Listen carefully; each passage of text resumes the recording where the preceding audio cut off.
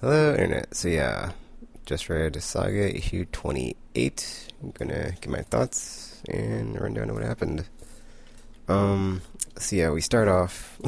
Actually, the first page is pretty funny because you basically have Lion Cat, the brand's dog. I think it's called Sweet Boy, Gwendolyn, and Sophie, and then everybody's asleep except for Sophie and the brand.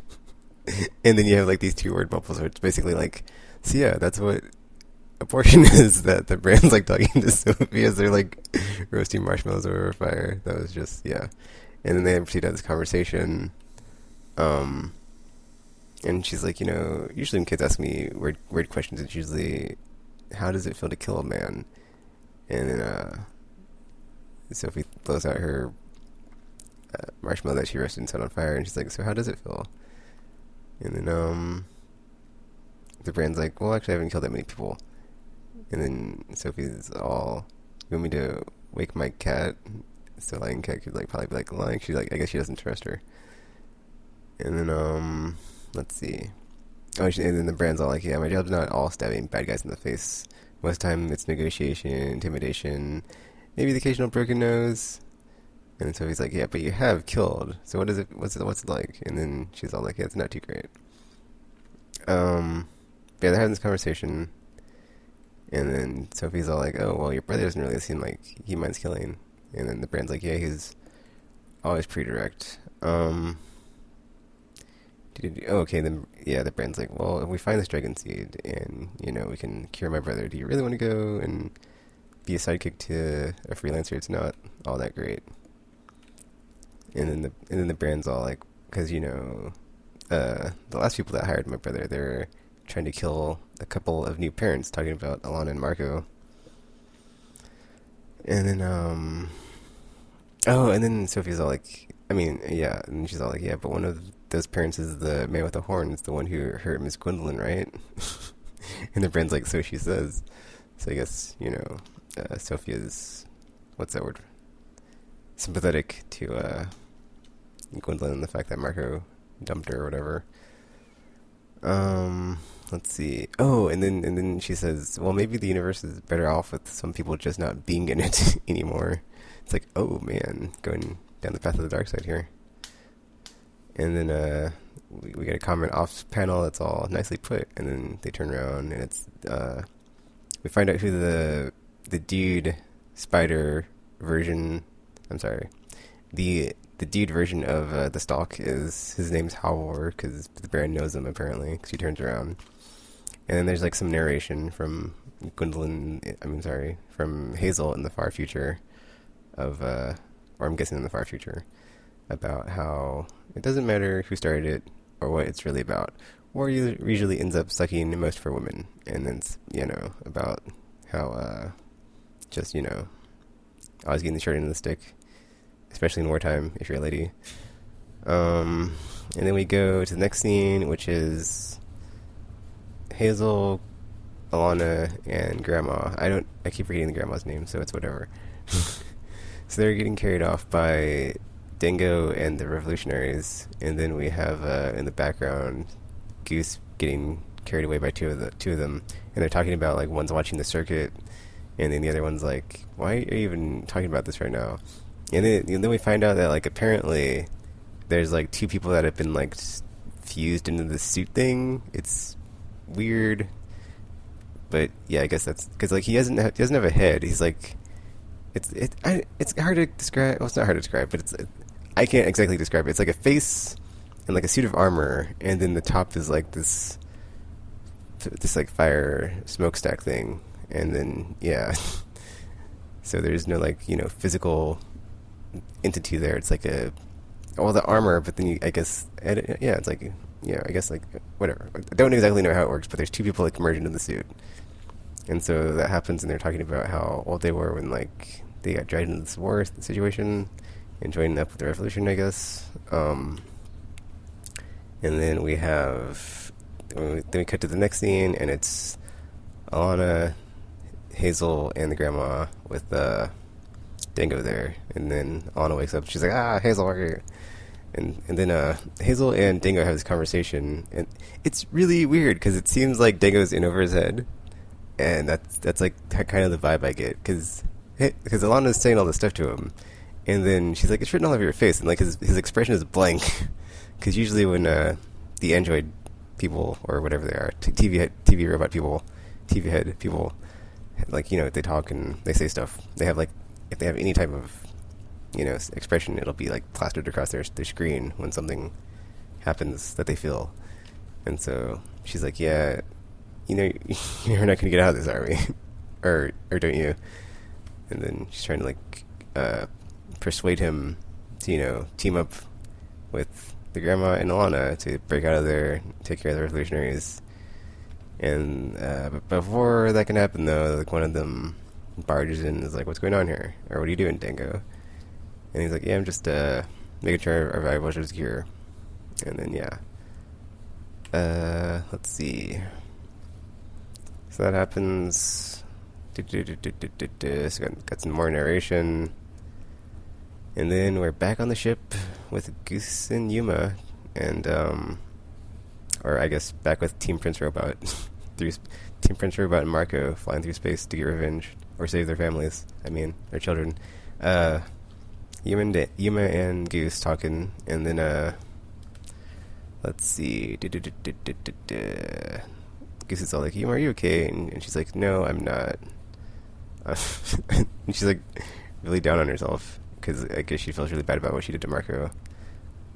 And then they're talking for a bit, but then before they can, she said something like ever since that bad trip I took him on, he's been completely, but she can't finish the sentence, and then there's just a giant kakoom, and the ship has been either shot at or whatever, but yeah, a giant explosion, I guess.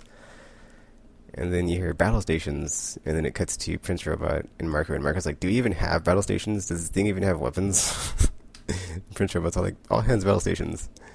And so everybody's there on the bridge looking through the main monitor or screen or whatever, and then Goose is like, oh crap. And then Yuma's like, what kind of ship is that? And Prince Robot says, one of mine, unfortunately. And then the panel before this one is just like a giant, clearly you can see like there's just like a blip compared to this like giant battleship space thing. Doesn't look good for our team. And so that happens, and then they get like a radio transmission of like, Prince 4, your dad sent us, this is a royal guard, surrender now, because if you don't, you're going to be guilty of treason, and we're going to kill you, and you're going to be stripped of all your titles. And he's like, and Prince Robot's like, what? They must be bluffing. And then on his monitor, it's like, you can see he's in like disbelief because he's like got like a yellow swirly thing. I'm not sure what that is supposed to represent. Like maybe he's just like confused of like, no way, I don't think you guys are kidding, right? But then they get shot again, and then or shot at, I don't know. And then Marco's like, yeah, battle stations. And then we go back to let's see, the hunt for the cure for the will, and then they're talking to well, we find out who this person is. It's basically the brother of the Stalk, Halvor. So that happens. Let's see. Derp. Okay, so yeah. Oh, also, I guess like I forgot to mention, like when he stumbled upon Sophie and the Brand, he basically has this, like a bunch of arms out and weapons pointed at them, and so he's talking to them. But then Gwendolyn wakes up and like is behind him, and he's like, "Okay, drop the light show, Chief, or I lance you like a boil." So he drops his guns, but then we find out that he knows the Brand, so it's like, okay, that was weird, but whatever. And he basically said like he'd been tracking them since they landed on the planet, and he's asking the Brand, why aren't you going after Prince Robot? Because he killed my sister, and you're supposed to be friends, so what's up with that? And then she's like, yeah, well, we're trying to cure the Brand, so once we get that all taken care of, well, maybe I'll do that. We'll see. So, maybe we'll go back to being the crazy three-way intersection of, the chase to get the robot, and the robot's on the tales of Marco and Alana, which is, one of the reasons, one of the. Well, I thought that was great in the first volume, anyway, or the first book. That was great. It's like you had Prince Robot going after Marco and Alana, and then you had the Will going after Prince Robot, or wasn't? I think it was the other way around actually. They were both in pursuit of Marco and Alana actually. So yeah, and then they crossed paths, and then that was great. So yeah,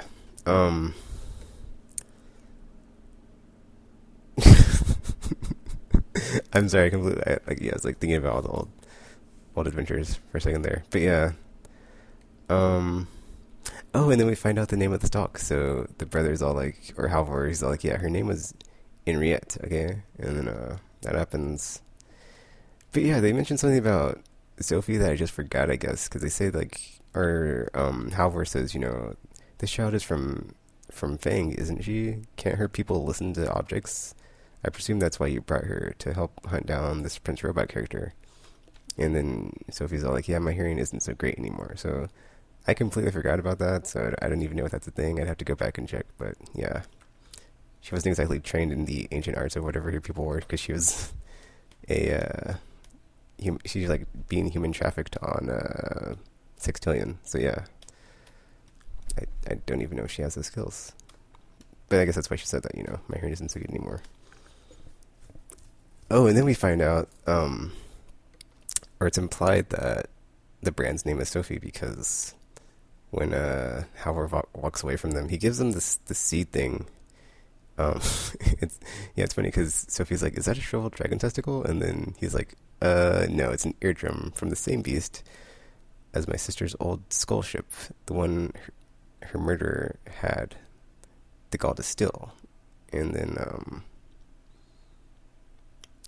that's when Gwendolyn's like, "So what's this supposed to do?" And then he talks about how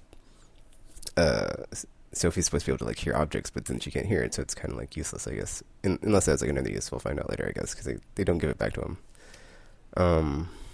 But yeah, when he's walking away, he's all like, "But you have to do it without me. Sorry, Sophie." As far like, because they wanted his help getting the dragon, and then like killing it and taking the the stuff they need for the cure.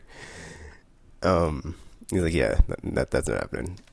And then so that happens, and then Sophie looks to the Brandon, and she's like, "Wait, why did he call you?" But she can't finish the sentence, and then is interrupted by Gwendolyn, who's like, "What the hell, man?" And then and then she's all asking like, why aren't you helping us hunt down this robot, or why don't you go hunt down Prince Robot? And he's like, "Well, I have like 6 children, and I have enough trouble taking care of them and my extended family, so it's not happening. Peace out." Alright, then we go back to Alana, Grandma, and Hazel. And then the revolution bust in, and they're about to break them all up and be like, because they've apparently struck a deal with either the Landfallian or the Wreath forces. And, yeah. Somebody wants to pay some type of ransom to get Hazel, because he's like, "Okay, we're going to get 1,000 of our people that are in prisons across the galaxy freed, and they'll have an army, and then we can really start some stuff." And so that happens, and they try to break up Alana from Hazel, but then she starts to like fight back, and she almost takes out one of the underlings.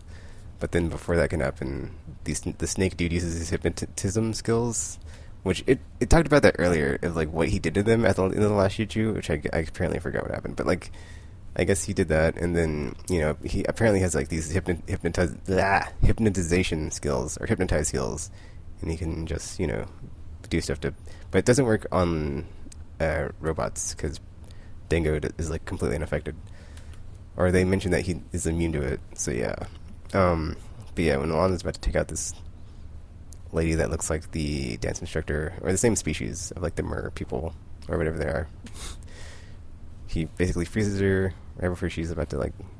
It's really weird though, because like you see that in the panel when she's about to like hit her, she has like this club thing, or walker or something, or cane. I'm sorry, not a walker. But then like when he freezes her, like I guess it's from Alana's perspective, and like in her mindscape, she has like a giant sword. So that was interesting. But yeah, that happens, and then, or maybe that's like how he's able to hypnotize people, is like he makes them like in some sort of puts them in some sort of like dreamscape or something, and then like they just are paralyzed. And they're like, but she's actually, well, she's conscious though, so like, so she knows like what's happening around her. So I'm not sure. Anyway, I just thought it was interesting. That happens, and then they take Hazel and the grandma, and then Dingo's with the head snake dude that does that, because he's all like telling people what to do. He's like barking orders. He's like, okay, well, me and Dingo, we're gonna go ransom off these two, or whatever. Right? Not really ransom off Hazel, and then I have no idea what the grandma, or like why they're taking her. And then they're having somebody else deal with Alana. I think it's the same lady that was about to get killed by her. And then, yeah, the same, I think the other two that were already messing with the... Actually, I don't know about Goose's animals it's mentioned, but whatever. That happens. So basically, Alana and Hazel are split up for like the first time since they've been kidnapped. And you can see Alana like looking really sad. And it's a really sad scene. And then you have, then we cut back to the space battle. So that's happening, the ship's getting shot up. And then, it's funny because you have like Prince Marco and Robot working together. When a couple issues ago, they're like at each other's necks. And he's like, how can I hit anything? And then, oh no, Prince Robot says like, how come you can't hit anything, Marco? And then Marco's like, well, when I'm being piloted by someone who knows how to actually, but he doesn't finish his sentence because they're, getting shot up. Oh, then Marco's like, we got some sort of warning light flashing for the engine room. And then Prince Robot, Prince Robot says, freeloaders, get down there and fix it. So I just thought it was like funny. He didn't even like refer to them by name. He's just like, freeloaders, get down there and do something. Oh, and then Yuma's like, yeah, this isn't a fight we can win. We should just try to run before. And then Marco interrupts her, and he's like, just go, Yuma. But that probably would have been a better strategy, because they're clearly outgunned and outmatched here. Like, if they're smaller vehicles or vessels, so like you would think maybe they can outrun them. I don't know how like the vehicles in this universe work. Maybe not. Whatever. Yeah, they get down there, and then so apparently they're leaking fuel, and then Goose is like, yeah, this isn't bad. Whoever goes in there won't be coming out. He's like, tell the others I had a real nice time on our trip, and then before you can finish the sentence, Yuma has like a fire extinguisher, knocks him unconscious, and then Yuma goes in, but doesn't come back out. But she saves the ship. So farewell to Yuma, and that was that for this issue. So yeah, things just keep progressing here, but it was nice to like have a story from like all perspectives this time, and not just like stick to one group. So we got to like catch up a bit with like every group and where they're at. So we got we got Lion Cat, Gwendolyn, and them.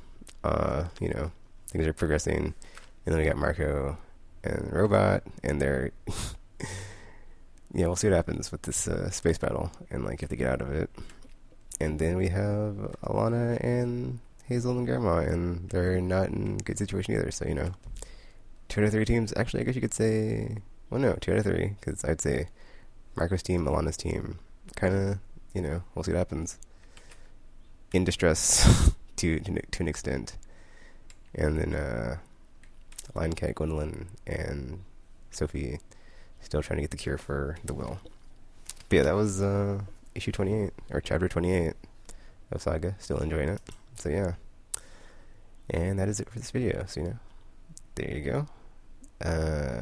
Feel free to leave a like, comment, subscribe, favorite, share with your friends, or not. That's cool too. And until you hear from me again, I'll be putting up Secret Wars number 2 after this. That's the only other book I read this week. Well, that was new anyway. So yeah. Thanks for watching and listening. Hope you enjoyed it. And until you hear from me again, I'm now signing off.